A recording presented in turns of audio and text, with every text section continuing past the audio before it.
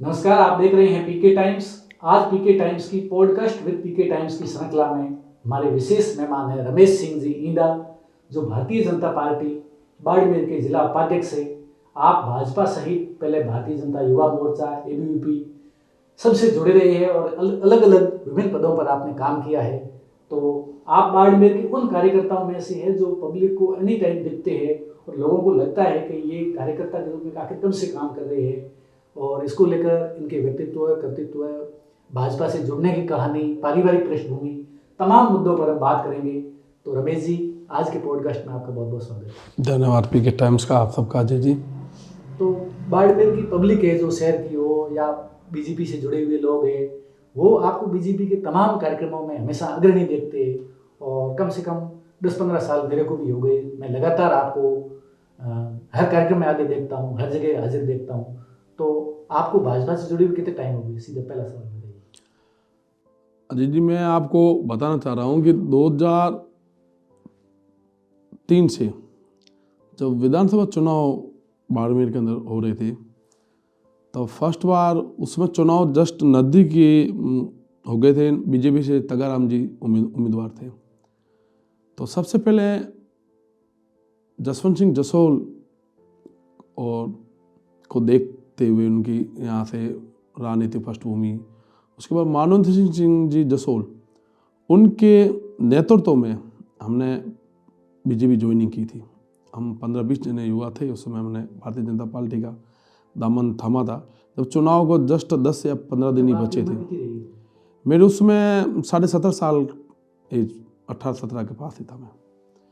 तो उसमें फर्स्ट बार मेरे बीजेपी उस समय ज्वाइनिंग की। चुनाव हमने देखा कैसा चुनाव होता है। ये तो पढ़ने की उम्र होती है, लोग पढ़ाई करते हैं या फिर कंपटीशन की तैयारी करते हैं, और इस टाइम में पार्टी ज्वाइन करने वाला विचार कैसे? एक्चुअली पढ़ाई में थोड़ी सी यूँ कह रहा हूँ रुचि मेरी कमी थी। जैसे मेरे परिवार में सभी राजकीय सेवाओं में है। मेरे दादाजी भी पंचायत में थे, सर्विस में थे। दादाजी मेरे थानेदार थे। मेरे पिताजी पीटीआई है, अब रिटायरमेंट हो गए, शारीरिक शिक्षक थे। मेरे ताऊ जी भी सर्विस में थे, मुंशी थे, हेड कांस्टेबल थे मेरे सेकंड ताऊ जी। मेरे 2 चाचा जी है जो अभी प्रशासनिक अधिकारी है। एक चाचा उनसे छोटे हैं, वो भी अध्यापक, वरिष्ठ अध्यापक है। मेरे पृष्ठभूमि सारे मतलब मेरे शुरुआत में ही परिवार में, जब मेरे दादाजी इनकी जो गांव में, जो उसमें बॉर्डर पाकिस्तान नज़दीक हमारे यहाँ रहता था, तो उसके बाद जो वहाँ से लोग जब पाकिस्तान से प्रताड़ित होकर लोग जो भारत में आए थे, उनकी सेवा करना, उनको मान सम्मान देना, फिर उनकी तरफ से उनका पीछे जो गुणगान गाया जाता था कि ये इन्होंने अच्छा किया, इन्होंने ये, तो वो पहले से मेरे तीस दिल में बैठ गई थी। पहले शुरुआत में पढ़ाई करे थे तब मेरे मन में था कि मैं फौज में जाऊं। फिर वो 12वीं की, उसके बाद लगा कि अब फौज में जा नहीं सकते। उसमें एक इतना कभी पूछा नहीं था, उसमें एज वाला फैक्ट आया गया कि अब फौज आप ज्वाइन नहीं कर सकते। उसके बाद फिर अटल बिहारी जी वाजपेयी जी के भाषण सुनते थे। उससे पहले मैं 2003 से पहले मैं राष्ट्रीय स्वयंसेवक का सदस्य संसद रह चुका हूँ। तब वहाँ तभी से राष्ट्र के प्रति हमारी भावना थी। अटल बिहारी जी को, भैरू सिंह जी को, जसवंत सिंह जी जसोल, इनको देखते हुए मन में लगा कि कुछ ऐसा करें जिसमें खुद का तो भला तो हम हर कोई कर सकता है, मैं कुछ ऐसा करें जिसमें आम जनता का अपन भला कर सके। तभी से मन में बैठ गई। परिवार में सब नौकरी से जुड़े हुए, सरकारी सेवा से जुड़े हुए, आपके दादाजी, पिताजी, ताऊ जी, तो जहाँ ऐसा माहौल होता है वो अपने बच्चों को कोशिश करते हैं कि भाई सरकारी सेवा की तरफ मोड़ा जाए या शुरू से ऐसा बैकग्राउंड दिया जाए, उनको समझाया जाए कि भाई आप टाइम पर ये पढ़ाई करो, ये तैयारी करो। तो उन्होंने ऐसा प्रेशर आपको नहीं दिया कि भाई आप ये राजनीति में क्या करियर है और क्या करेंगे आगे जाकर? अभी तो कार्यकर्ता है, कार्यकर्ता हमेशा दरिया बिछाता रहता है, कहाँ बड़े पदों पर नंबर आएगा। तो आप पढ़ाई पर ध्यान दो, कंपटीशन की तैयारी करो और आगे अपना करियर बनाओ। नहीं, परिवार की तरफ से तो यही था भाई आप पढ़ाई करो और सरकारी जॉब लो। उसके बाद मेरी 12वीं भी मैंने बाद में की। उसके बाद मेरे 2009 में मैंने बीएड भी कर ली। बीएड जब मैंने जम्मू से बीएड की, उसके बाद पता नहीं मेरे दिमाग में कुछ अलग ही मुहिम छिड़ गई कि अब पार्टी के अंदर ही सेवा देनी है। मैं 2003 से लेकर 8 के चुनाव के बीच में मतलब कम ही कार्यक्रम में दिखता था, बड़े बड़े कार्यक्रमों से। 2009 से लेकर आज 2025 तक मैंने ऐसा कोई कार्यक्रम छोड़ा ही नहीं होगा जिस कार्यक्रम में नहीं होगा। उसके बाद कंटिन्यू इसी में रहा। फिर जैसे 2008-9 के बाद फिर 13 के अंदर फिर बीजेपी सरकार बनी, उसमें कई लोग आते थे, उन लोगों का कहीं कार्य होता था, काम होता था। फिर मन में बैठ गया कि अब यही रास्ता अपने लिए सर्वोपरि है। थोड़ा मैं इस पार्टी से जुड़ी गतिविधियों के ऊपर मैं आऊँगा। थोड़ा उससे पहले बताइए आपका परिवार के बारे में, आपके कहाँ आप यहीं बाड़मेर सिटी के ही रहने वाले शुरू से या? शुरू से हमारी काफ़ी पीढ़ियाँ शुरू से बालेश्वर से थी। बालेश्वर जोधपुर? हाँ, जोधपुर राजवा भालू वहाँ से थे हम। वहाँ से फिर हमारे दादाजी किसी कारणवश से यहाँ आ गए थे बाड़मेर से बॉर्डर गड्ढा है वहाँ जैसनर गांव। फिर वहाँ जैसनर गांव में परिवार फिर हमारा यहीं सेटअप हो गया यहीं। फिर परदादाजी सर्विस में थे, दादाजी भी सर्विस में थे। फिर यहाँ 95 के बाद फिर हम बाड़मेर सेटअप हो गए। जैसे अब गांव तो हर जाना ही होता है। तो बचपन से लेकर आप तो लगभग सिटी में ही बाड़मेर में रहे हैं। हाँ, मैं बचपन में यूँ कहूँ, मैं 4 साल मैंने गांव में गुजारे थे। उसके बाद फिर मैं बाड़मेर में हूँ। तो आपकी पढ़ाई कहाँ हुई, कैसे? मैं पहली से ही बाल मंदिर स्कूल में मैंने पढ़ाई की। उसके बाद मैं हाई स्कूल में की, फिर 3 साल कॉलेज। उसके बाद हाँ, फिर बीएड मैंने की जम्मू से। तो आप जब पीजी कॉलेज में थे तो पीजी कॉलेज में बहुत सारे जो राजनीति में जाने वाले जो युवा होते हैं, जिनको आगे राजनीति में करियर बनाना होता है, जिनकी राजनीति में रुचि होती है, वो अपनी शुरुआत है वो छात्र राजनीति या कॉलेज से करते हैं। तो आप जब पीजी कॉलेज बाड़मेर में थे उस टाइम राजनीति को लेकर आपका क्या विचार था, या आप किसी छात्र संगठन से जुड़े थे? मैं उस समय एबीवीपी से जुड़ा हुआ था। नगर सहसंयोजक का दायित्व भी मैंने एबीवीपी में निभाया। और जो चुनाव होते थे उस चुनाव में था। उस समय क्या कांग्रेस सरकार की तरफ से छात्र चुनाव के ऊपर बैन लगा हुआ था। तो यहाँ नए छात्र आते तो उन्हीं को एबीवीपी के अंदर बताना कैसा है संगठन, उसमें जोड़ना, ये था। उस समय थोड़ी सी पढ़ाई की तरफ रुचि ज़्यादा थी। उसके बाद मैं 2009 में बीएड करने में जम्मू गया। वहाँ जम्मू के अंदर मतलब रेल के अंदर जाता था, वहाँ लोगों के अंदर देखा मैंने, फौजी भाइयों के अंदर उनको मतलब कितनी सर्विस करने में कितनी समस्या होती थी और वो जम्मू। तो उसके बाद फिर यहाँ आकर फिर अलग ही धुन पड़ गई, बस करनी अब राजनीति करनी। फिर परिवार से छिपकर राजनीति चालू कर दी। फिर कई बार पापा जी ये कहते एग्ज़ाम फॉर्म भरता था, फिर वो एग्ज़ाम दे नहीं पाता था। फिर रुचि इसी में ही लग गई, फिर इसी में चल गए। आपकी शादी कब हुई? मेरी शादी 21 जनवरी 2014 को हुई। तो शादी के बाद तो बहुत सारा प्रेशर आता है कि भाई जो केवल कार्यकर्ता के रूप में जो काम कर रहा है कि भाई वो अब जैसे कोई नौकरी में है या कोई बड़े पद पर है तो उनका तो काम चल जाता है। लेकिन मैं जितने लोगों से सुनता हूँ कि रमेश सिंह इंदा है, ये भाजपा का आजीवन या 24x7 वाला कार्यकर्ता है। मतलब कहीं भी कोई बीजेपी का कार्यकर्ता हो, काम हो, कार्यक्रम हो, वहाँ सबसे आगे दिखते हैं, लोगों की सेवा करते रहते हैं। लेकिन आखिर परिवार कैसे चलता है? घर के लोग कहते नहीं कुछ काम करो? नहीं, घर के लोग पूछते नहीं, खूब है पैसा और पिताजी घर को चला लेते हैं। उन्होंने आज तक कभी इस चीज़ में मेरे को कही भी नहीं। उन्होंने कहा कि इतना पैसा पड़ा है कि आने वाली तेरे 5 पीढ़ी खिला सकूँ। तो उस चीज़ का कभी मेरे को हुआ ही नहीं। मैं परिवार के सपोर्ट ही था। जब मैं आपको एक चीज़ बताऊं कि कोविड के समय जब एक ऐसी महामारी पूरे विश्व में फैल गई थी जहाँ लोगों ने अपना घर दबोच लिया, घर चले गए थे, और मेरे परिवार ने, मेरे माता पिता ने, मेरे पत्नी ने, इन सब भाई बहनों सब ने मेरे को इतना सपोर्ट किया था। उसमें मैं कोविड के अंदर रेगुलर 4 महीने के अंदर मैं अस्पताल में था मरीजों के साथ। मतलब वो चीज़ को लोगों को सामने आंखों से मैंने देखा, मतलब मौत क्या होती है साहब। मेरे हाथों में कई बोडियाँ मैंने पैक भी करवाई कई लोगों साहब। तो मेरा उस परिवार का सपोर्ट ही था, तब मैं साहब वो कर पाया। वो आज भी मेरे परिवार का सपोर्ट ही है, आगे भी राजनीति इससे बेटर करेंगे।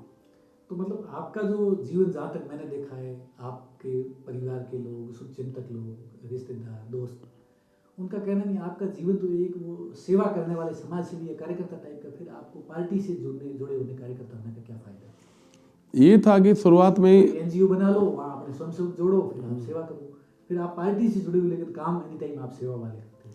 एनजीओ ये अलग चीज़ होती है साहब। मेरे पास खुद के पास एनजीओ है, मैंने उसको अलग ही इस काम में तक अभी जोड़ा ही नहीं, उसका अलग मूवमेंट में चलाना। ये समाज सेवा कई लोग एनजीओ बना के करते हैं, मेरी उसमें रुचि नहीं रही।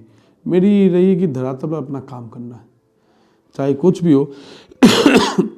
मैं आज मेरे को 2006 जब बाढ़ आई थी, उस समय मैंने ब्लड बैंक यहाँ पहली उसमें खोली थी। उसमें स्टोर 35 से 40 स्टोर ब्लड स्टोर कर सकते थे।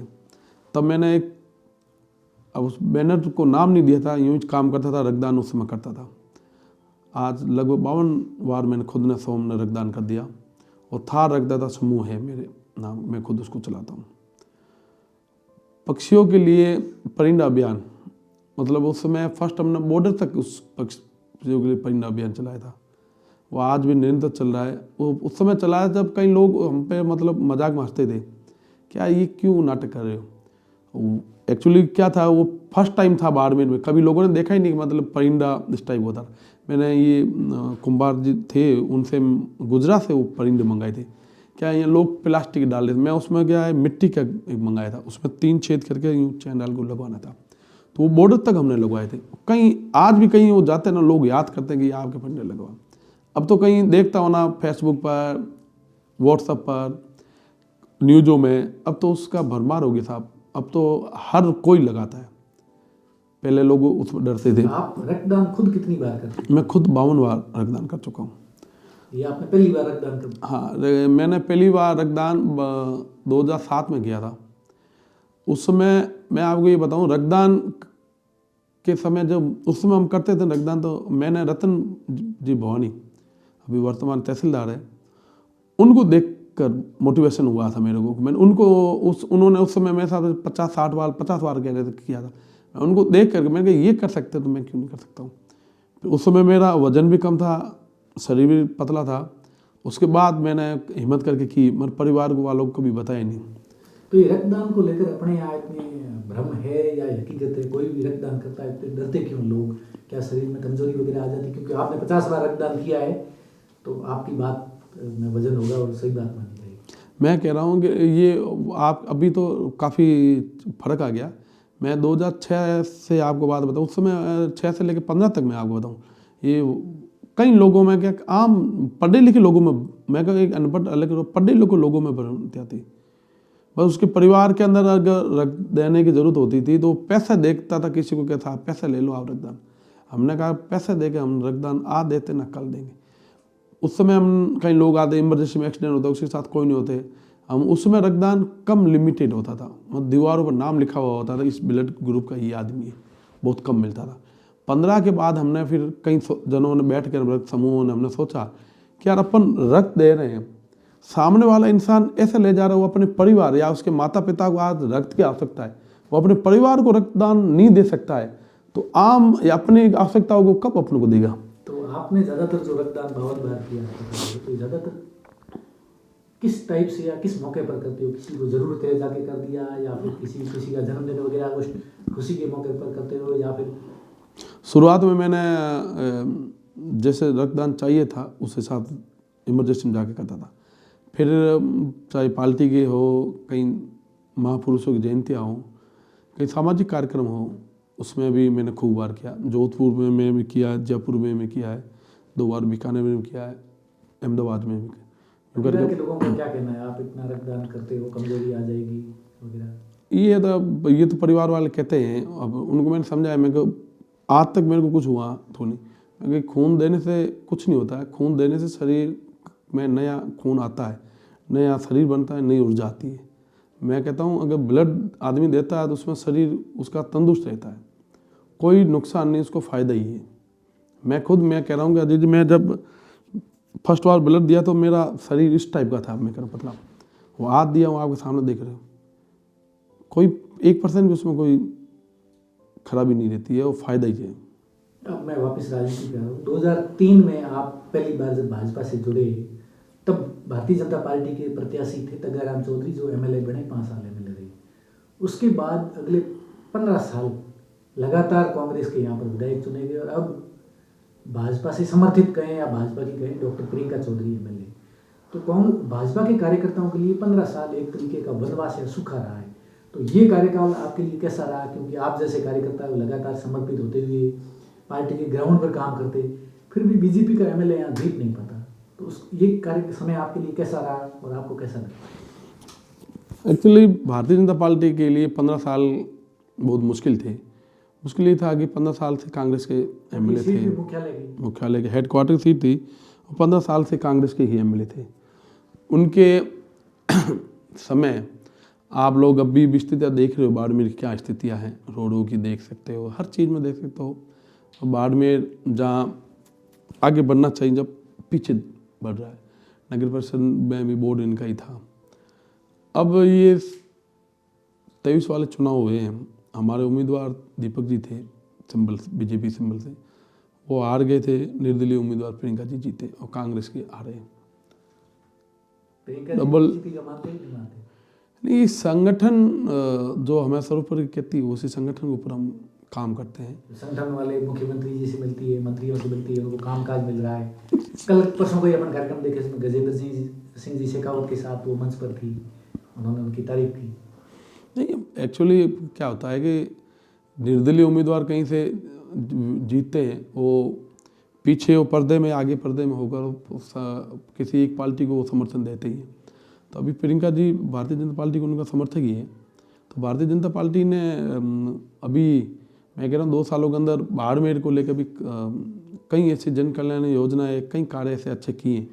हाँ, ये है कि उसको 3-4 महीने अभी लगेंगे धरातल पर आते हुए, तो वास्तव में आम जनता को दिखेगा कि भारतीय जनता पार्टी ने क्या कार्य किए।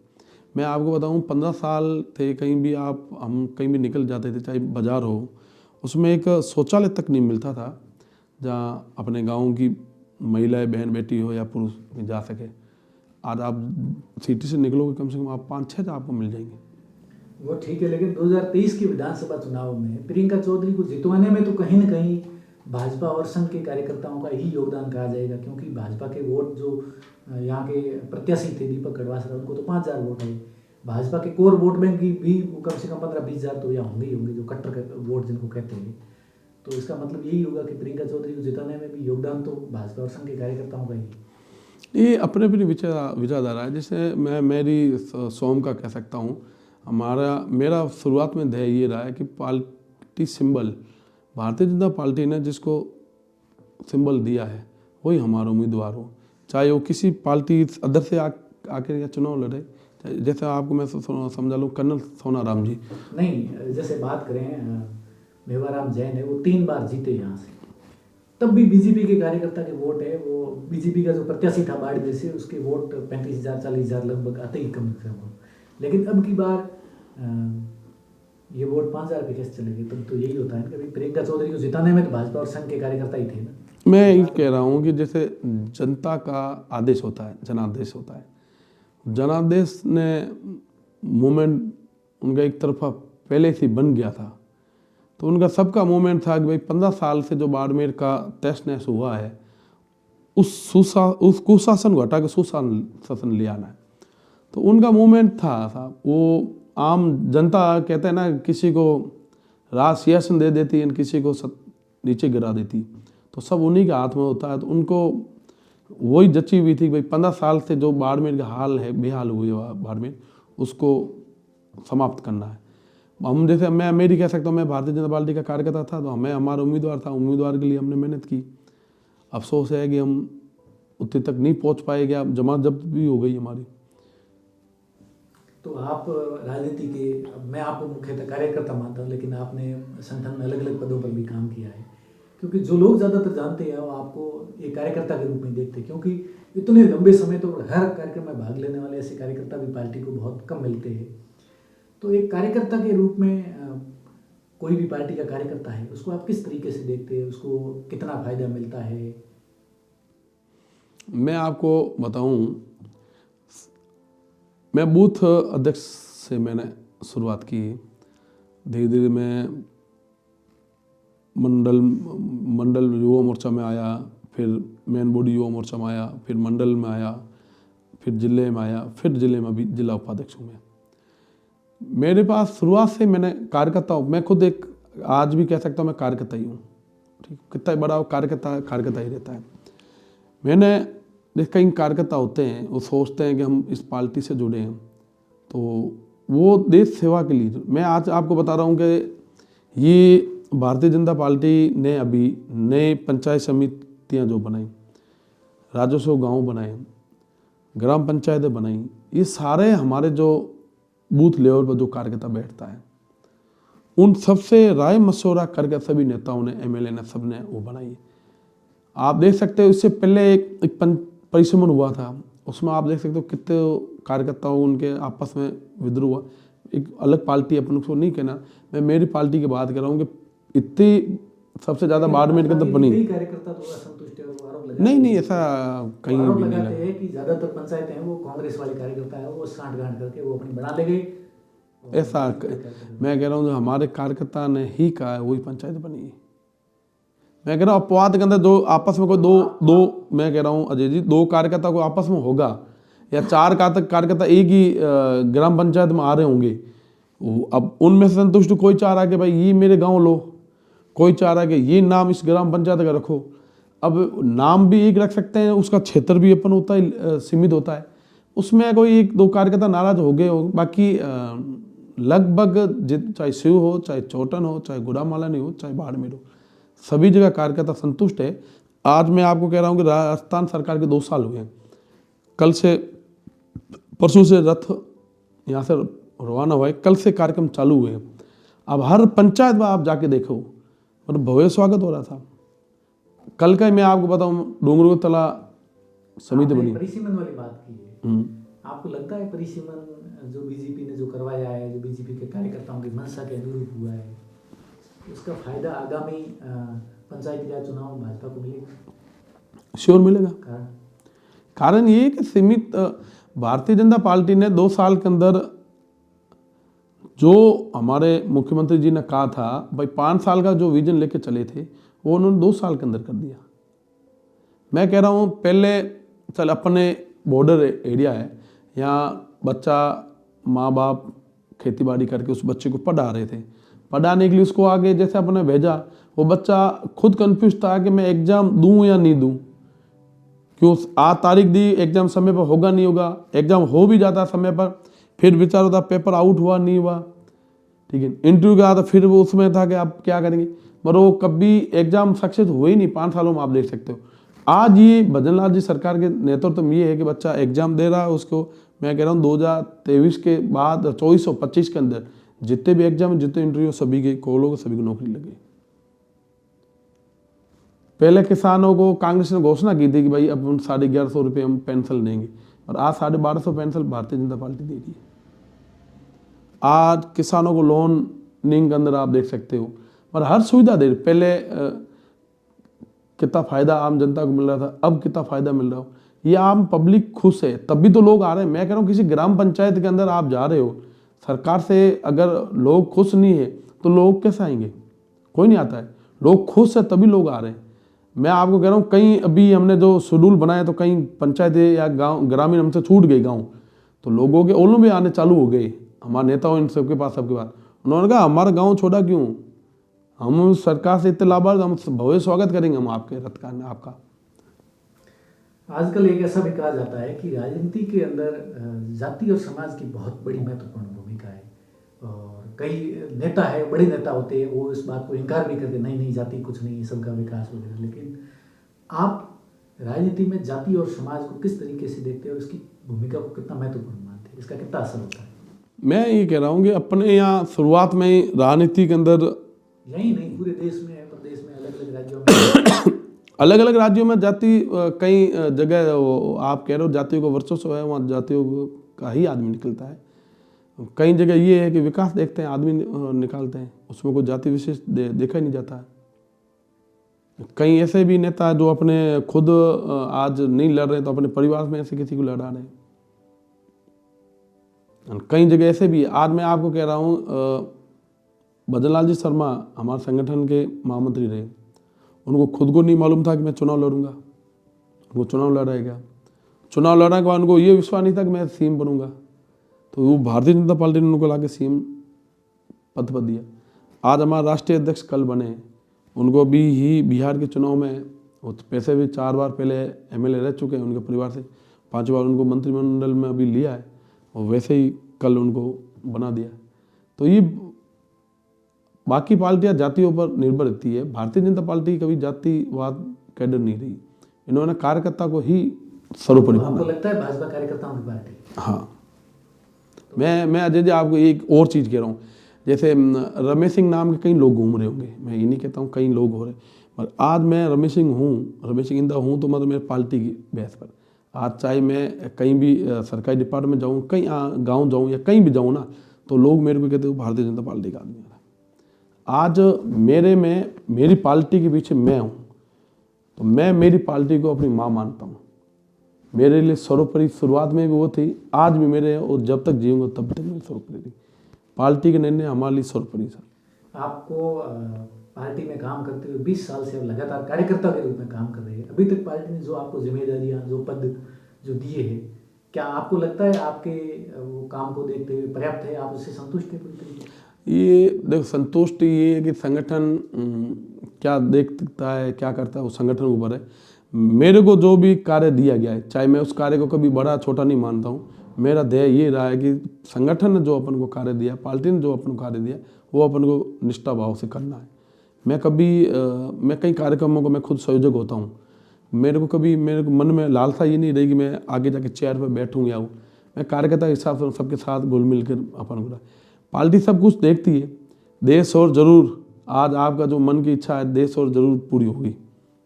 तो आपको कभी लगता है कि भाई जितना हम काम कर रहे हैं, जितना समर्पण भाव से, उसकी तुलना में कहीं ना कहीं कम ध्यान रखा जा रहा है?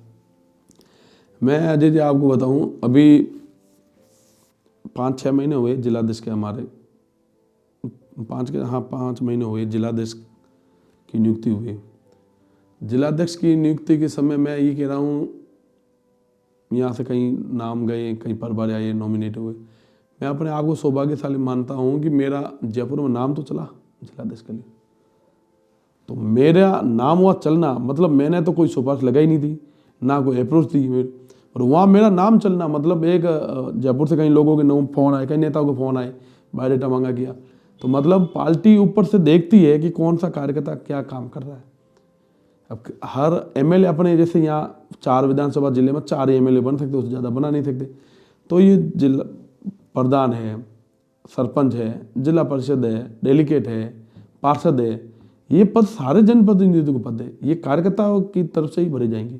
जब नाम चलता है और नंबर नहीं आता तो कई बार यूँ अफसोस होता है कि यार क्या करें, नहीं मैं चेंज कर लें। नहीं, ये आपकी बात सही है। कई लोगों ने मेरे को, पार्टी चेंज करते भी हाँ, कई लोगों ने भी मेरे को कहा, मैंने कहा पार्टी ने जिस मुकाम पर मेरे को पहुंचा है, इस पार्टी ने पहुंचा है, ठीक है, मांगना अपना हक है, पार्टी को आज नहीं लगा कल और बाद में देखेंगे। ऐसे कई उदाहरण मैं आपको बता सकता हूँ, जैसे मदन जी हमारे राठौर साहब, इनको पहले एमएलए टिकट अभी नहीं दी गई, इनको प्रदेश अध्यक्ष बना दिया।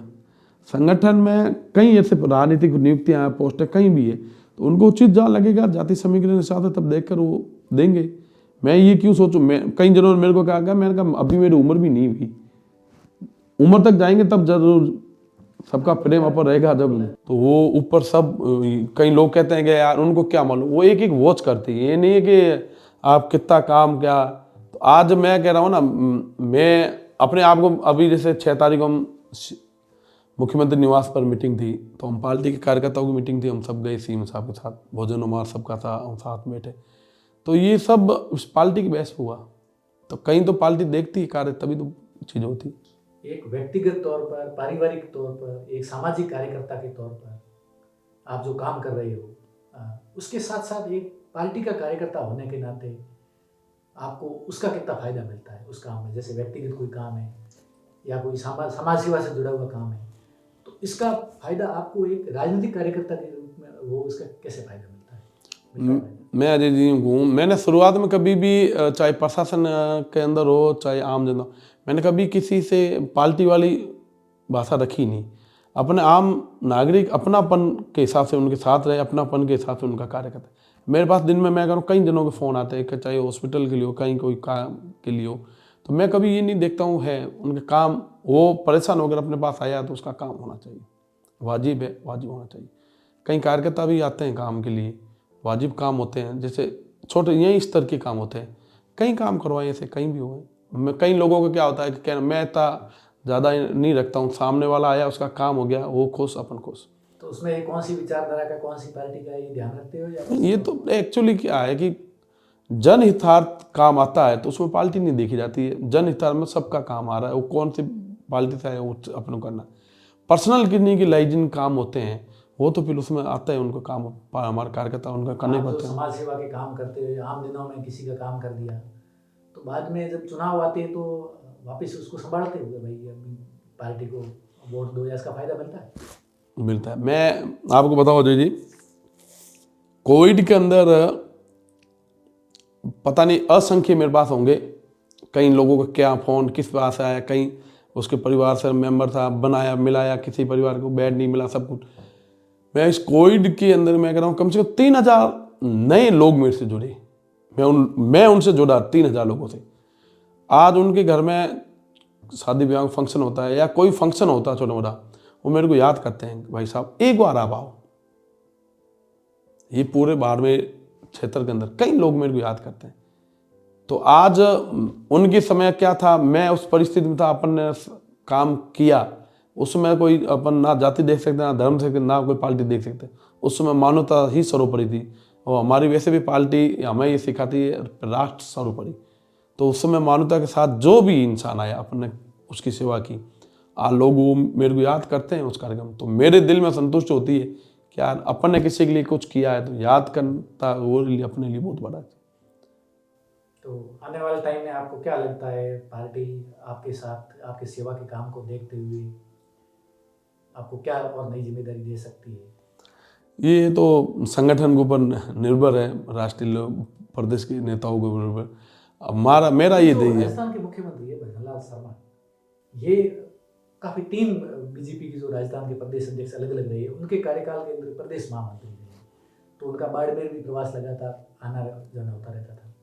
तो क्योंकि ये सीधे पहली बार के विधायक है और मुख्यमंत्री बन गए, उससे पहले संगठन में थे और संगठन में भी प्रदेश महामंत्री का पद था, जो संगठन का काफी महत्वपूर्ण पद होता है। तो उनसे आपकी पहचान पहले से रही होगी, उस टाइम आपका उनके साथ रिश्ता कैसा था, और मुख्यमंत्री बन गए उनके बाद मिलते हो तो कितना परिवर्तन है? मैं एक्चुअली ये कह सकता हूँ मेरा सौभाग्य भी, मैं अपने मतलब आज वो सर्वोच्च पद पर राजस्थान के, उनका व्यवहार, उनका स्नेह जो महामंत्री के समय था आज भी वही है। आज भी भाई नाम से वो जानते हैं, वो उस समय भी जानते थे। मेरा उस समय सौभाग्य कई बार रहा 2-3 जगह भाई साहब मेरे 2 व्हीलर मेरे साथ बैठ के चल कार्यक्रम में साथ में चले कि अपन वहाँ चल के आते हैं। यहाँ भाई साहब जब भी आते सभी कार्यकर्ता उस समय भाई नेम काफ़ी जनों को जानते हैं। तो मैं भी चुनाव के बाद जब मुख्यमंत्री बने उनके बाद में कहीं 6-7 बार मिल चुका हूँ, भाई नाम पहचानते हैं अभी भी उनका स्नेह वही है। प्रदेश लेवल के या केंद्र के लेवल के बीजेपी के ऐसे पुराने बड़े नेता कौन कौन है जो आपको बाड़मेर में आए, आपके कार्यकर्ता भाव को देखते हुए आपको व्यक्तिगत तौर पर जानते हैं? ऐसे तो मैं आपको बता सकता हूँ, गजेंद्र सिंह जी शेखाव साहब है, पूर्व मंत्री हमारे केला जी भी, ये तो लोकल है यहाँ के। नहीं है तो मंत्री हमारे लोकल तो है, और कैबिनेट केंद्रीय मंत्री तो वो भी रह चुके हैं।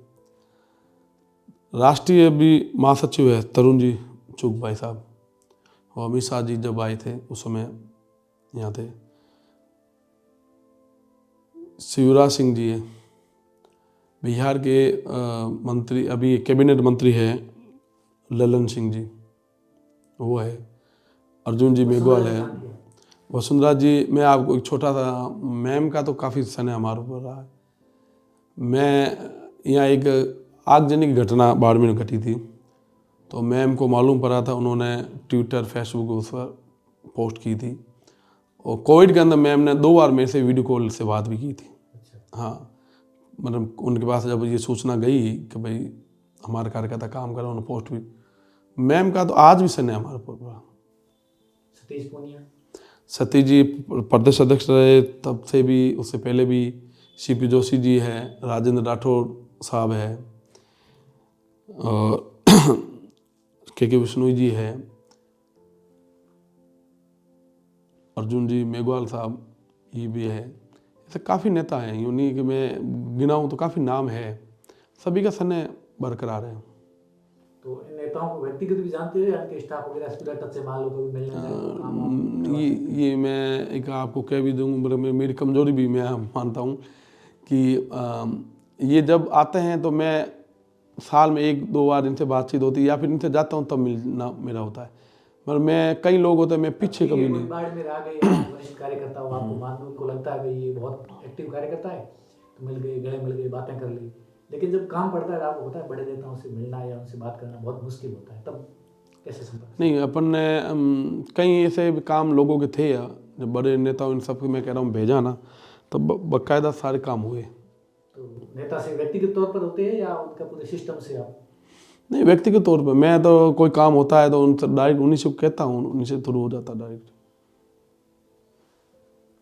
तो बाड़मेर की बात करें वापस, तो एक कुछ साल पहले वो घटना कब की आप खुद ही इसको क्लियर करेंगे, आपके फोटो मीडिया सोशल मीडिया में बहुत ज़्यादा वायरल हुए थे, पालिका बाजार के अंदर शायद आगजनी की घटना थी, उसके अंदर आप खुद भी काफ़ी झुलस गए थे। वो घटना कब की है, क्या है उसमें आपकी भूमिका क्या है? वो खुद 13 वसुंधरा राजे मुख्यमंत्री ने तब शायद मुख्यमंत्री की आपने तारीफ की थी। 13 अप्रैल की ये घटना है। हम बैठे थे रेलवे स्टेशन के पास पालिका बाजार में, एक शॉप है उसमें किताबों की शॉप, उसमें आग लग गई थी। तो पहले कहीं कर रहे थे, हम बैठे हुए तो आग धीरे धीरे फिर पास में खड़े रहे, उस बाहर वाले सॉकेट में आग। फिर हमने पूछा कि अंदर क्या है, उन्होंने कहा अंदर किताब है। तो मैंने कहा अंदर किताब है, तो पास वाली दुकान भी चालू हो गई लगनी। फिर अंदर हमने पानी फायर ब्रिगेड आई, हम लगे। उसके बाद देखा कि हमने कहा जब तक बाहर वाला इसको नहीं हटाएंगे तब तक तो पानी अंदर जा ही नहीं रहा है, वो आग धीरे धीरे फैल। अब वो लाइट वालों से पूछा तो उसने कहा लाइट कट गई है। तो हमने कहा लाइट कट गई है तो कुछ नहीं, करंट वाला तो डर। फिर आग में उन्होंने कहा लगा, मैं कहा सीढ़ी लेकर चढ़ गई ऊपर। पहले उसको लगी से क्या निकल नहीं पाया, फिर हाथ लगाना पड़ा, निकाला, उसको तोड़ा, फिर उसमें पानी डाला, पूरी उसको आग को बुझाई। ये शुरुआत में ये सब रहा है। मैंने आंखों के सामने से अनहोनी कोई घटना घटती है और अपन उसमें जाकर नहीं काम करते हैं तो फिर मैं सोचता हूँ अपनी जवानी किसी काम की नहीं साहब। ऐसी कोई भी घटना हो, मैं ये नहीं कह रहा हूँ ये हो, चाहे रोड पर कोई एक्सीडेंट हो तो उसमें आम जन को आगे आना चाहिए। क्या भरोसा, अपना 5 मिनट अगर उसको दिया और उसकी जान बच जाती साहब। तो मैं सोचता हूँ इसमें सेवाया हो, चाहे कोई भी हो, ये हो चाहे आम रोड पर एक्सीडेंट हो या कोई आगजनी घटना, उसमें अपना हर आम आदमी को सहयोग करना चाहिए। आप बाड़मेर की मुख्यालय की बात करें या बाड़मेर की राजनीति में काफ़ी टाइम से एक्टिव है, आप पिछले 15-20 साल से यहाँ के नेताओं को देख रहे हो। यहाँ के ऐसे कौन कौन से नेता हैं जो आपके साथ जिनके रिश्ते बहुत अच्छे थे और वो दिवंगत हो गए और आज आप उनको याद करते कि आज काश वो होते तो? यूँ तो मैं हमारे रक्षा विदेश मंत्री माननीय जसवंत सिंह जी जसोल, उनके साथ आपके व्यक्तिगत रिश्ते थे? हाँ, मेरे व्यक्तिगत रिश्ते थे और मेरा स्नेह इनका मेरे ऊपर काफ़ी स्नेह था। जब आते थे तो आप किस तरीके से मिलते थे, क्या बात होती? मेरे को यही कहता कि इंदा जी आओ, अच्छा, और काफ़ी इनका स्नेह रहा। और 14 वाला इलेक्शन था जब वो सामने चले गए, मेरा शुरुआत में राजनीति में कह रहा हूँ इनको देख के वो तो यहाँ की लोकल भाषा हिंदी अंग्रेजी सबके ज्ञाता थे, जब व्यक्तिगत बातें करते थे किस भाषा में? अपनी राजस्थानी भाषा उनको बहुत प्यारी लगती थी। वो कहते थे राजस्थानी भाषा से ही बात करो। और उसके बाद अपन बात माने तगाराम जी साहब, मैंने उस समय कई सार्वजनिक सामाजिक कार्य जैसे कोई गणेश चतुर्थी मैंने ऐसे कहीं सामाजिक महिला सम्मेलन करवाया तो सबसे पहले आके मेरे को पकड़ के लेके जाते थे, पूछते थे खर्चा कितना हो रहा है। मैं कहता साहब हो गया व्यवस्था, तो नहीं तू बता दे, तुम घर से पैसा डाल दे। मैं साहब कुछ नहीं हुआ, सबने कर दिया होगी। और वो एक ऐसे नेता थे, हम फ़ोन कर लेते ना, मैं उनके साथ, मैं आपको बताऊं जयपुर कई बार मैं गया हूँ तो वो कोई काम लेके जाते थे ना, उस काम की तारीख साथ में लाते थे और सचिवालय में लोग उनका आदर करते थे, कहते थे कि नहीं तो ये कि तारीख दो कि ये काम कितने तारीख तक होगा, तो वास्तविकता वो उस तारीख से पहले वो काम करवाते थे। इनका काफ़ी सन है हमारे पास बाड़मेर के अंदर। उस समय मैं कह रहा हूँ कार्यकर्ताओं के साथ अगर छोटी सी कोई घटना में घट जाती, हम एमएलए साहब को फ़ोन कर देते तो तत्काल हाजिर हो जाते अपनी जीप लेकर, गांव से आ जाते। कई बार ऐसी 2-4 घटनाएं हमारे रात की घटी तो उसमें आ गए, हमारे एक अस्पताल में कोई घटना घटी उसमें आ गए थे आप। अभी जो 2023 के विधानसभा चुनाव में भाजपा के प्रत्याशी थे दीपक कड़ासरा, वो तगाराम जी के पोते हैं, तो दादा के गुण पोते में दिखते हैं। ये तो आप कह रहे हो, वो दिखना तो चाहिए, धीरे धीरे दिखेंगे। उन्होंने राजनीति देखी है। मैं तगाराम जी की मैं कह रहा हूँ उनसे क्या कई जनों नेताओं में नहीं गुण होंगे। वो इतने मंजे हुए थे, मतलब वो कार्यकर्ताओं को मैं कह रहा हूँ, मतलब कार्यकर्ताओं के लिए सब कुछ करने वाले इंसान थे। आज मैं क्या, हमारा हर कार्यकर्ता उस तगाराम जी को जानता था, उनको याद करता है। आपकी राजनीति शुरू हुई उससे लेकर आज तक बाड़मेर के 3 सांसद है वो भाजपा से रहे, जिसमें 2004 से 9 तक मानवेंद्र सिंह जसोल जो भाजपा से थे। उसके बाद 2014 में कांग्रेस से भाजपा में आए दिवंगत कर्नल सोनाराम चौधरी, वो 19 तक 5 साल सांसद रहे।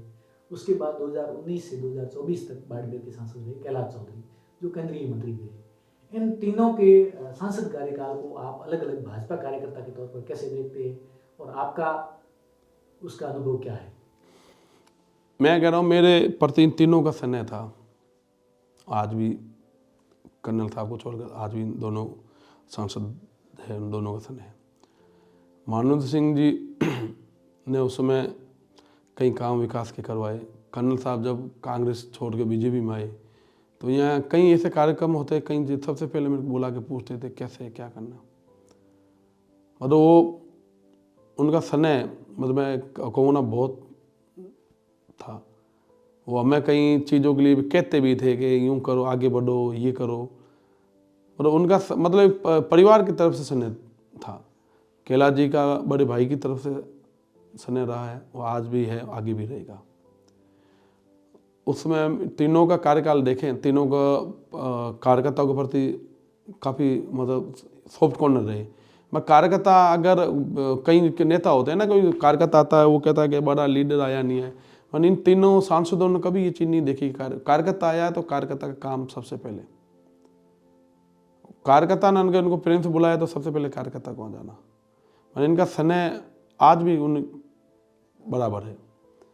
भाजपा की बाड़मेर में लगातार 3 विधानसभा चुनावों की हार हुई, इसके पीछे आप क्या कारण मानते हैं? 2013 के अंदर तो भाजपा के पूरे प्रदेश के अंदर आंधी चल रही थी, जब 163 सीटें बीजेपी जीत गई, तब भी बीजेपी को बाड़मेर में हार का सामना करना पड़ा। और जबकि उससे एक पहले और के बाद लगातार 3 चुनाव, वो भी मुख्यालय से, क्योंकि ऐसा कहा जाता है जो शहर की सीट होती है, मुख्यालय की सीट होती है, वो भाजपा की सेफ सीट होती है, जबकि यहीं पर ही भाजपा को 15 साल लगातार वनवास भोगना पड़ा, क्योंकि भगवान राम को भी 14 साल ही वनवास में। एक्चुअली आपकी जो बात सही है, उस समय मैं कह सकता हूँ कि भाई चुनाव 2008 वाला हुआ, आपसी रजामंदी थी नहीं, आप कार्यकर्ता एक दो मनमुटाव, उन्होंने टिकट मांगी, नहीं मिली, इस वजह से मैं खामंजा जनक भुगतना पड़ा। 2008 के चुनाव के बारे में बहुत सारे अभी युवा जो राजनीति में रुचि रखने वाले वो नहीं जानते हैं। 2008 में किसको टिकट मिली थी, कौन नाराज हुआ था, कौन कौन टिकट के दावेदार थे, क्योंकि पुरानी बात है, कई लोगों को उसमें मजा आएगा, बताइए। 2003 से 8 तक तगाराम जी हमारे एमएलए साहब थे। उन्होंने कहा था मेरा लास्ट चुनाव, उन्होंने दूसरे चुनाव में कहा नहीं, 2008 में टिकट नहीं मांगी? नहीं, उन्होंने नहीं मांगी। उन्होंने कहा मेरा, उन्होंने 3 में कह दिया था मेरा लास्ट चुनाव है। फिर 8 के अंदर माननीय गंगाराम जी ने टिकट की दावेदारी की थी, और इधर मधुरेखा जी ने की थी। पहले एक दिन मधुरेखा जी की टिकट चला, फिर गंगाराम जी चला, फिर मधुरेखा जी चला। उस समय मधुरेखा जी को टिकट मिली, और फिर उस चुनाव में मधुरेखा जी की हार हुई। फिर 13 के अंदर गंगाराम जी की पोती डॉक्टर, बात करें 2008 में बीजेपी की हार के कारण क्या रहे? कारण अब, क्योंकि उस टाइम में, उस चुनाव में बेवराम जैन भी पहली बार चुनाव मैदान में आए थे, तो इसके बाद ये कांग्रेस के यहाँ धुरंधर बनते हैं, या उनको कहा जाता है इनको कोई हरा ही नहीं सकता, लेकिन 2008 में वो भी पहली बार ही मैदान में आए थे। मैं वही कह रहा हूँ ना, हमारे आपसी कार्यकर्ताओं की फूट की वजह से वो सीट हमें 2008 वाली घुमानी पड़ी। 2009 भी हम 5,000 वोटों से आ रहे, 2013 भी 5,000 वोट से आ रहे, वो भी हमें आपसी कार्यकर्ता फूट से आ रहे, और 2018 भी वही सेम कंडीशन, सेम चीज़ रही। इसका फ़ायदा कांग्रेस सरकार को मिला, कांग्रेस के एमएलए को मिला। वो बीजेपी की फूट के कारण। हाँ, वो ही है। 2023 वाला चुनाव हुआ, ये उनकी फूट होगी आपस में, और ये निर्दलीय जीत गई। कांग्रेस की कैसी फूट? कांग्रेस के तो एक ही दावेदार। नहीं, कांग्रेस के कई नेता आज भी निर्दलीय के साथ है। अच्छा। तो वो उनके आपस में फूट वजह से वो हो गया। और कुल मिला के ये था कि हमारा उम्मीदवार अभी हमें मिला नहीं। मुख्यालय सीट थी, कई कारणवश नहीं रह पाए। अब जो निकाय चुनाव है, जिला प्रमुख वाले चुनाव है, ये अभी से हम सब हमारे जिलाध्यक्ष अनंतराम जी के नेतृत्व में लग गए हैं, और 26 के अंदर नगर निकाय हो, चाहे पंचायत राज हो, चाहे जिला परिषद हो, बीजेपी का डंका बजाएंगे और प्रमुख बीजेपी का 100% बनाएंगे। बात करें बोर्ड की, पहले नगर पालिका थी, बाद में नगर परिषद बन गया, लेकिन भाजपा बहुत लंबे समय से यहाँ भी वनवास का सामना कर रही है। मेवाराम जैन क्या एमएलए बने, बाड़मेर में नगर पालिका नगर परिषद में बीजेपी अपना बोर्ड बनाना ही भूल गई। इसके पीछे क्या कारण? मैं आपको कह रहा हूँ ना भाई, जैसे कई जनता जनार्दन होती है साहब, जैसे जिसकी सरकार बन जाती है फिर जनता उस साइड चली जाती है, ज़्यादातर वही होता है। तो लोकल एमएलए बने हुए थे, कई लोगों ने बन गए, वो हमारे आपसी फूट की वजह से ये 3 बार हुई, उस वजह से नहीं हो पाई। आज ये स्थिति है कि आज नगर परिषद के अंदर भारतीय जनता पार्टी अपना बोर्ड 101% बनाएगी साहब। कई लोगों का, राजनीतिक विश्लेषकों का ऐसा कहना है, हो सकता है आप उससे असहमति होंगे, कि ज़्यादातर जो बीजेपी के पदाधिकारी कार्यकर्ता होते हैं वो अंदर खाने मेवाराम से सहानुभूति रखते हैं। यही कारण है कि वो लगातार एमएलए भी जीतते हैं और नगर परिषद का बोर्ड भी वही बना ले जाते हैं। नहीं साहब, ऐसी कोई बात नहीं है, किसी एक के पीछे अपन कह नहीं सकते। भारतीय जनता पार्टी का कार्यकर्ता अपनी पार्टी के प्रति निष्ठावान है, ईमानदार है, वो पार्टी को ही अपनी सर्वस्व मानता है। एक आधा कोई हो सकता था, अपवाद हर धर्म में, हर जाति, हर पार्टी में होता है, उसके लिए सभी कार्यकर्ताओं को नहीं कह सकता है। आज भारतीय जनता पार्टी का यहाँ से लेकर दोनों राजस्थान में सरकार है, केंद्र में सरकार है, वो भारतीय जनता पार्टी के कार्यकर्ता को वजह से। आप इतने लंबे समय से निष्ठावान भाजपा के कार्यकर्ता रहे हैं, तो अपने यहाँ के लोकल जो बड़े कांग्रेस के नेता हैं उनके साथ आपके रिश्ते कैसे हैं? क्या उनसे भी कईयों से आपकी पहचान है?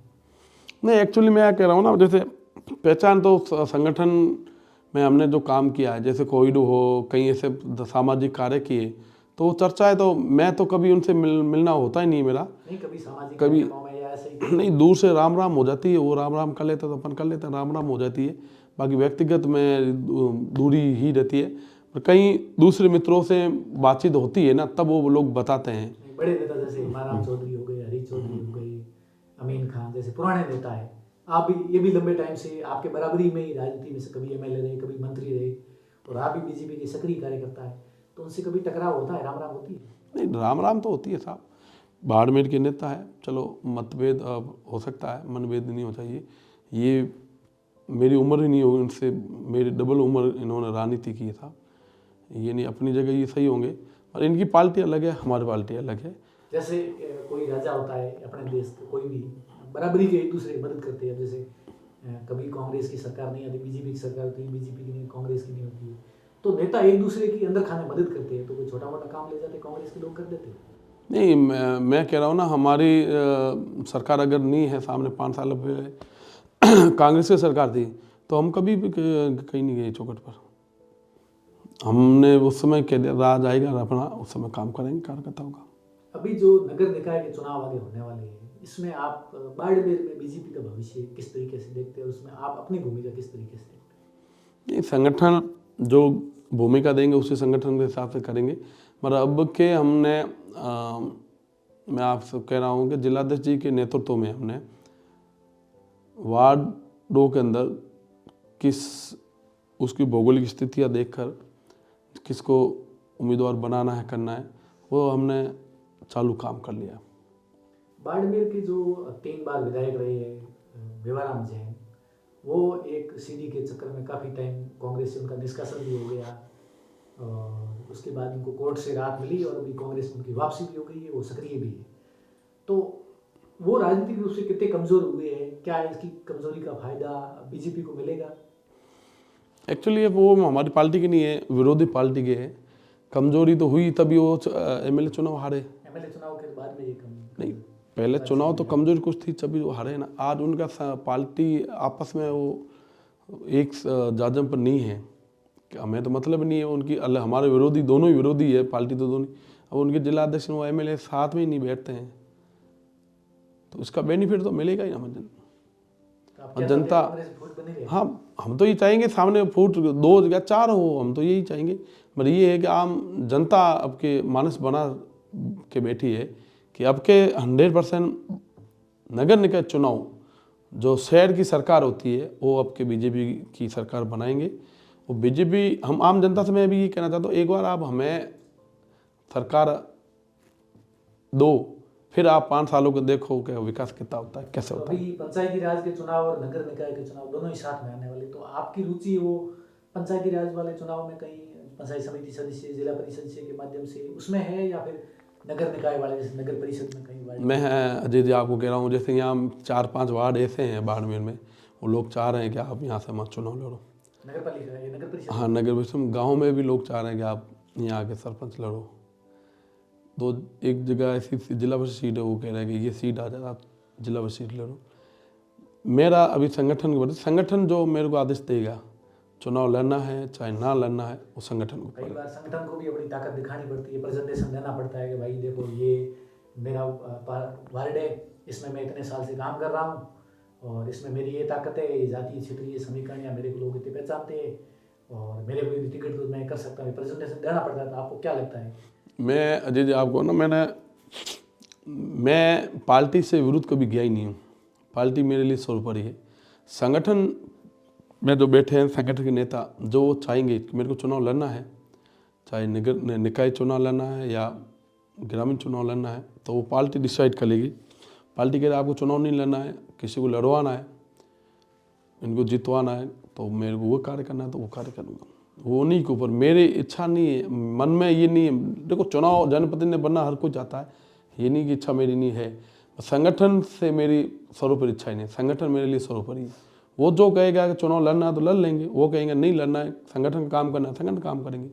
आप संगठन में इतने लंबे समय से काम कर रहे हैं कार्यकर्ता के तौर पर, तो संगठन में काम करने वाले बड़े नेता, चाहे वो प्रदेश महामंत्री हो, प्रदेश अध्यक्ष हो या कोई प्रभारी बनकर यहाँ आया हो, जो संगठन का काम देखते हैं, आपको एक कार्यकर्ता के तौर पर एक्टिव देखते हैं, ऐसा कोई बड़ा आपको किस्सा याद है कि भाई जिसने आपकी पीठ थपथपाई हो या आपका उत्साह बढ़ाया हो कि आप कार्यकर्ता के तौर पर बहुत अच्छा काम कर रहे हो, आने वाले समय में आपका इसको बहुत बड़ा आपको इनाम मिल सकता है?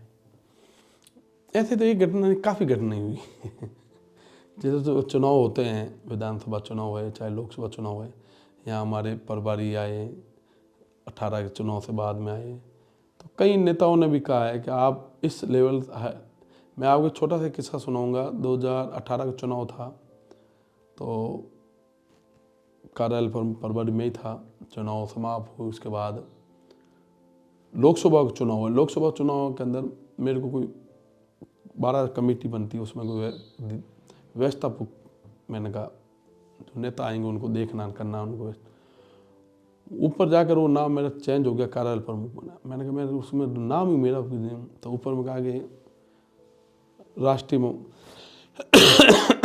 कारकर्नी में है तरुण जी भाई साहब, उन्होंने आपको कहा है कि ये आपको देखना। मैंने कहा ऐसे यहाँ से ये नाम गया, तो यहाँ से ये गया, ऊपर से ये हुआ। तो यहाँ कई कार्यक्रम ऐसे होते हैं ना, जैसे मोदी जी की सभा हुई यहाँ 2 बार, तो मैं मोदी जी से मेरे को 3 बार मिलने का सौभाग्य मिल गया। मतलब मैं 2019 के चुनाव मानूं तो अपने आप को, मतलब मैं उसमें एक अलग ही गौरवान्वित महसूस किया कि मैं हिंदुस्तानी पूरे विश्व के सर्वोच्च नेता से मिलने का मैं सौभाग्य मिला। तो मेरे लिए वो एक अविस्मरणीय मतलब दिन था। मतलब उस दिन को मैं कभी भूल नहीं पाऊँ, इतना बड़ा मेरे दिन था। संगठन में या कोई भी ऐसा पद मिलता है पार्टी में, तो जो उस छोटे वाले कार्यकर्ता होते हैं जो आपसे उम्मीद रखते हैं, कभी उनकी उम्मीद पूरी नहीं, तो उनको लगता नहीं कि भाई ये बदल गया है, या फिर संतुष्ट कैसे करते हैं? नहीं, मैं संतुष्ट ये है कि कार्यकर्ता हैं, कार्यकर्ता की भावना अपन समझ लेते हैं। जैसे कहीं वरिष्ठ कार्यकर्ता यहाँ रहते हैं, निवास करते हैं, उनसे मिलना जाना होता है, कई जनों से फ़ोन पर होता है, कई जनों की कोई बातचीत होती है तो मैं सुन लेता हूँ। कई जन मेरे को कई जने कहते हैं कि यार ये मतलब अपन देसी भाषा में तो ओलुम्बा दे के गया है, कि मैं क्या मैं सुन लूँगा, दे के गया मैं सुन लूँगा, वो खुश होकर चला जाएगा। ऐसा कई जनों को सुनते हैं, ऐसा कुछ नहीं है। पर ये है कि अपना आदमी, जब मेरा भारतीय जनता पार्टी मेरी पार्टी का वो मेरा कार्यकर्ता है, वो हमसे रूठे नहीं टूटे नहीं, यही हमारी ध्येय है। उसका जो है कैसे भी काम चुनाव के टाइम में काफ़ी मतलब गहमा गहमी का माहौल होता है और एक दूसरे को धमकियां भी दी जाती है। जब आप पार्टी कार्यकर्ता के रूप में खुलकर अपनी भावनाएं व्यक्त करते हो या काम करते हो, तो सामने वाली पार्टी को या प्रत्याशी को नुकसान होता है। कई बार अपनी पार्टी में दो प्रतिस्पर्धी होती है, आप एक के साथ खड़े हो तो दूसरा नुकसान हो जाता है। तो कभी ऐसी कोई धमकी मिलती है कि भाई देखो अभी तो तुम ज़्यादा फड़फड़ा रहे हो, बाद में हम आपको देख लेंगे, रगड़ देंगे? अजी ऐसा तो आज तक मेरे साथ किस्सा हुआ नहीं है, और ये जरूर हो ना, मैं आप कह रहे तो जरूर आप नहीं मानते राजनीति बदले की भावना से काम नहीं होता? नहीं, वो तो होता ही है। मैं यहाँ ये जरूर आप कह रहे हो ना, मैं कह सकता हूँ कि जैसे दो नेता टिकट के लिए दावेदारी कर रहे हैं। अब हमसे जब पूछा जाता है कि भाई इन दो नेता उधर खड़े, तो वो कहता है, मैंने कहा हमारा एक ही, मैंने सबसे कहा है कि सिंबल जो लाएगा वही हमारा उम्मीदवार है। तो उससे पहले अंदर खाने तो कोई खास प्रिय हो सकता है? नहीं, प्रिय वो भले मैं कई दिन मैं कह रहा हूँ तो होते हैं। मैंने उनको कहा भाई आप लाओगे तो आपके साथ है, वो लाएंगे उसके साथ है। मैं पार्टी सिंबल का, अगर आपने कार्य किया तो आपके साथ खड़ा रहूँगा, उन्होंने कार्य किया कि उनके साथ रहूँगा। पार्टी सिंबल होना चाहिए, पार्टी बैनर होना चाहिए। अगर आपको टिकट नहीं मिली ना, आपने पार्टी बैनर पर कोई कार्यक्रम करवा रहे हो तो मैं आपके साथ रहूँगा। बिन बैनर पर कार्यक्रम कराओगे तो मैं आपके साथ नहीं रहूँगा। आजकल लोग कहते हैं कि मतलब आंख बंद करके पार्टी का हर निर्णय का सम्मान करना है, उसके साथ खड़ा होना या पूरा साथ देना, इसको लोग आजकल कई लोग अंधभक्ति भी कहते हैं। तो पार्टी के आंख मूंद कर पार्टी के हर निर्णय का सम्मान करते रहना या उसके पीछे चलना, क्या आपको लगता है कि भविष्य में इसका बहुत फायदा मिलता है? मैं जी कई चीज़ कहता हूँ कि जैसे पार्टी हर इंसान के अलग अलग विचार होंगे। मेरा विचार इस शुरुआत में ही रहा। मैं आज कहीं मैं ऐसे पहले भी कहीं नगर मंडल नगर अध्यक्ष के चुनाव थे, उसमें जैसे मेरे सामने कोई था, उसको बाद में बना दिया, तो कई जनों ने कहा ये हुआ आपके साथ गलत हुआ। तो मैंने कहा मन में लगता है, थोड़ा बहुत होता है, मतलब जिस पार्टी को अपना अपन माँ मानते हैं उससे नाराज़ हो भी नहीं सकते हैं। उसकी ओलुम्बा अपन कहते हैं या कि उसको मतलब कहीं अपन कह नहीं सकते कि पार्टी ने हमारे साथ गलत किया। मैं ये चीज़ मैंने वही कहा ना, मैं रमेश सिंह इंदा को बनाने वाली पार्टी है। आज मैं कई जगह भी जाऊं तो मेरे को भाई चेहरे से या भाई नाम से कहीं, मैं कह रहा हूँ मैं कई जगह मेरे साथ ऐसी घटनाएं भी घटी गई, जब पूछा गया किसी बात की रमेश सिंह इंदा ये वो अखबार में आता है। हाँ, तो ये पार्टी ने मेरे को नाम दिया है। आपने अखबार वाला ठीक कहा। आपने बाड़मेर में मीडिया प्रभारी के रूप में भी अलग अलग चुनावों में पार्टी के प्रभारी के रूप में काफ़ी काम किया है। तो पत्रकारों के साथ आपका समन्वय कैसा रहा है, और मीडिया जगत को या पत्रकारिता को आप किस तरीके से देखते हैं? मीडिया जगत मैं कह रहा हूँ हिंदुस्तान या विश्व के अंदर चौथा स्तंभ होता है।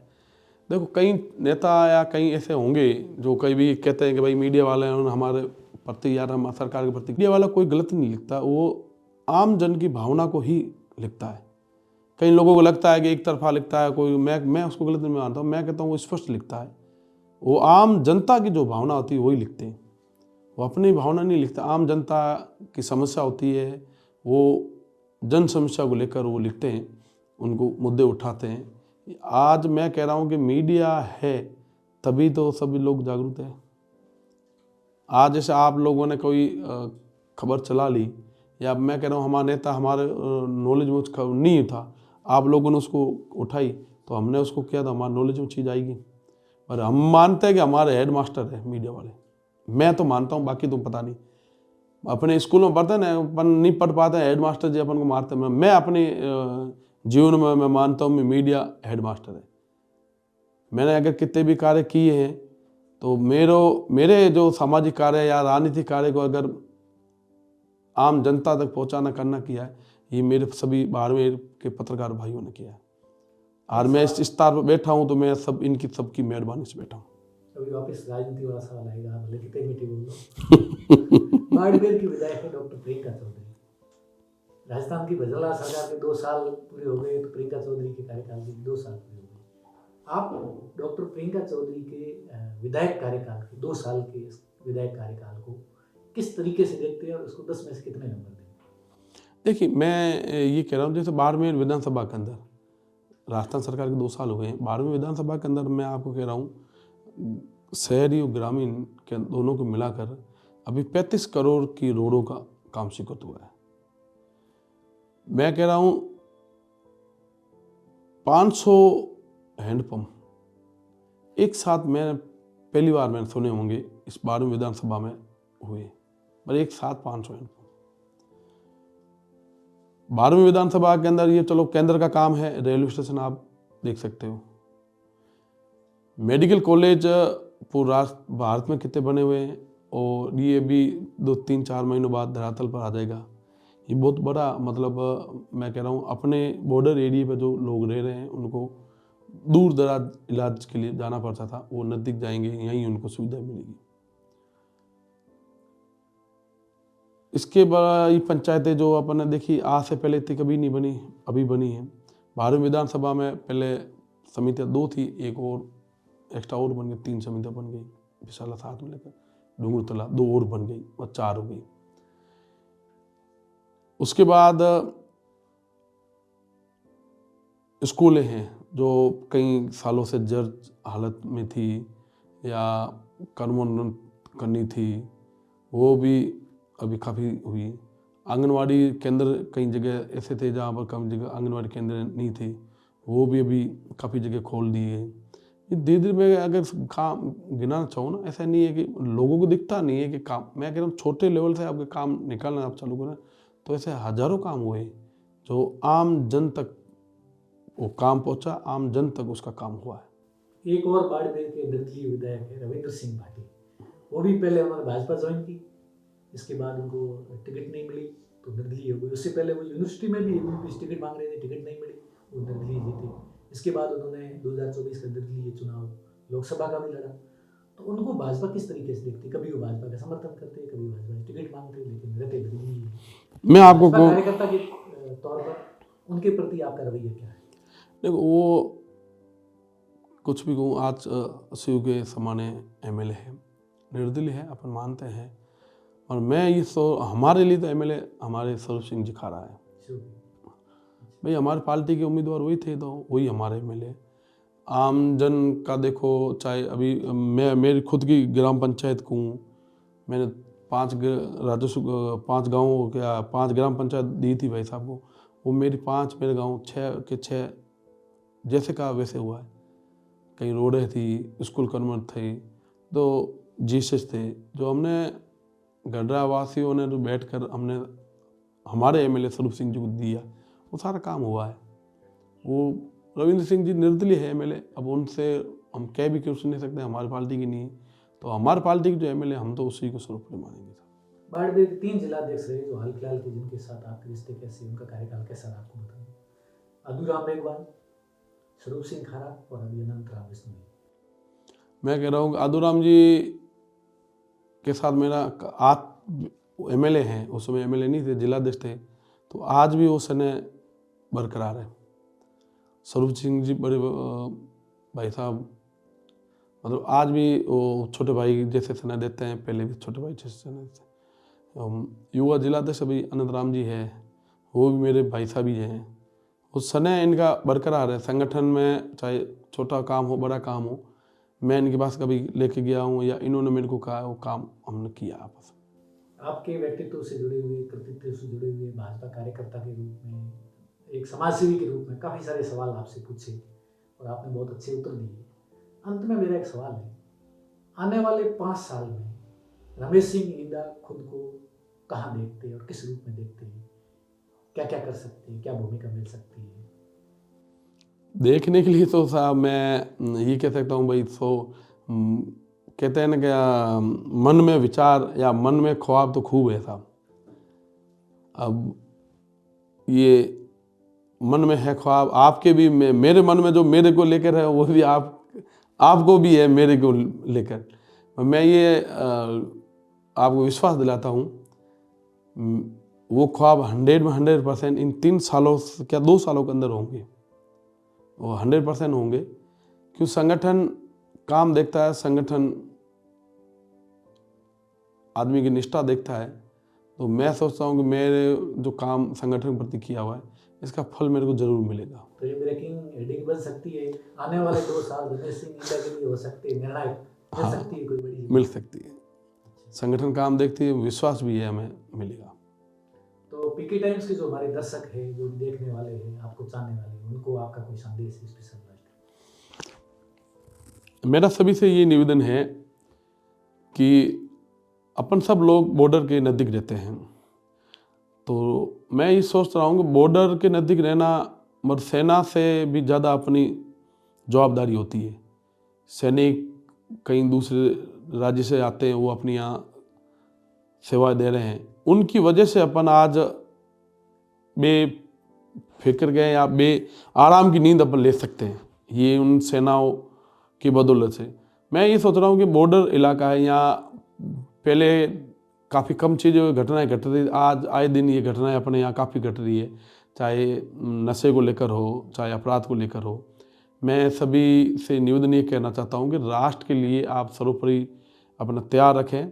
कभी भी राष्ट्र को आवश्यकता हो तो सबसे पहले आप आए, और जिन अपने इस पूरे एरिया के अंदर जिन शहीदों ने अपने देश के लिए बलिदान दिया है, उन परिवारों का मैं कह रहा हूँ, चाहे नया साल हो, चाहे होली दिवाली हो, उन परिवारों को आप लोग जाकर उनका मान सम्मान करें, उनका हौसला बढ़ाए, तो अपना खुद का सम्मान हो, क्योंकि उन्होंने जान अपने लिए दी है कि अपने लोगों के लिए दी है, तो उनके परिवारों को भी लगे कि ये जनता ये साथ आवे। और मैं कई लोगों से, युवा पीढ़ी से सबसे ये कहना चाहता हूँ कि नशे की लत से दूर रहे, चाहे अपने घर पर धार्मिक आयोजन हो, सामाजिक आयोजन हो, उस नशे को पूरा जड़ से समाप्त करें, और सभी से स्वस्थ उत्तम रहने की कामना करता हूँ। बहुत बहुत धन्यवाद रमेश जी, आप अपना अमूल्य समय निकाल कर यहाँ आए और आपने तमाम सवालों के जवाब दिए। तो आज का पॉडकास्ट बहुत अच्छा रहा, और मैं सभी जो भी दर्शक देखने वाले हैं उनसे भी ये आग्रह करता हूँ कि आप रमेश जी के साथ हमारा पॉडकास्ट आपको कैसा लगा, और आगे हमको किन किन महानुभावों को पॉडकास्ट में बुलाना चाहिए, चाहे वो शिक्षाविद हो, चाहे वो चिकित्सक हो, समाज सेवी हो, राजनेता हो, या मनोरंजन कला जगत से जुड़े हुए जो भी महानुभाव हो जिले के, तो आप अपनी पसंद के जो भी जिनको हम पॉडकास्ट में बुलाना चाहिए आप बता सकते हो, और आप अपनी प्रतिक्रिया कमेंट बॉक्स के माध्यम से जरूर व्यक्त करें, और लगातार देखते रहिए पीके टाइम्स। नमस्कार।